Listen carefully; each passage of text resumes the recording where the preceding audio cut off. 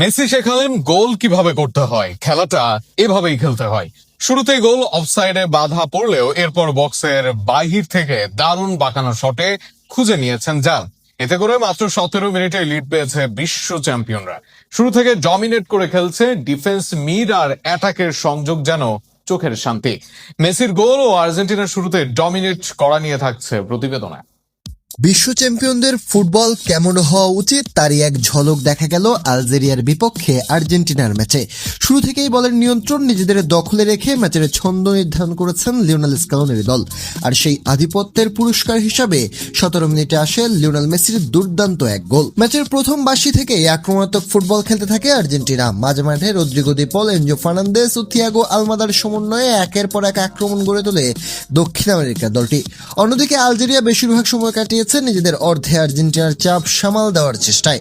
5 মিনিটে জালের দেখা পেয়েছিলেন মেসি। লাউতারো মার্টিনেজের পাস থেকে নিখুঁত ফিনিশিং এ বল জালে জড়ালেও অফসাইডের কারণে গোলটি বাতিল হয়। 3 মিনিট পর আলজেরিয়াও বল জালে পাঠায়, কিন্তু সেই গোলটিও অফসাইডের কারণে গ্রহণযোগ্য হয়নি।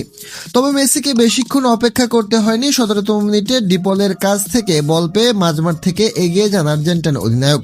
কয়েক গজ এগিয়ে নিজের পরিচিত বাঁ পায়ের শটে আলজেরিয়ার রক্ষণভাগ ও গোলরক্ষক লুকা জিদানকে পরাস্ত করে বল পাঠিয়ে দেন জালে।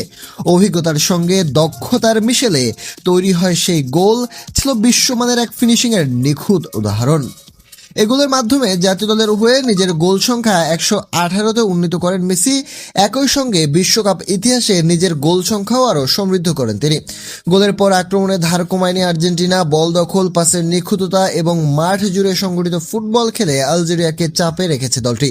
প্রথমার্ধের শুরুতেই আর্জেন্টিনার পারফরমেন্স স্পষ্ট করে দিয়েছে শিরোপা ধরে রাখার মিশনে তারা কতটা প্রস্তুত। আর সেই অভিযানের নেতৃত্বে আছেন ফুটবল ইতিহাসের অন্যতম সেরা তারকা লিওনেল মেসি নিজেই।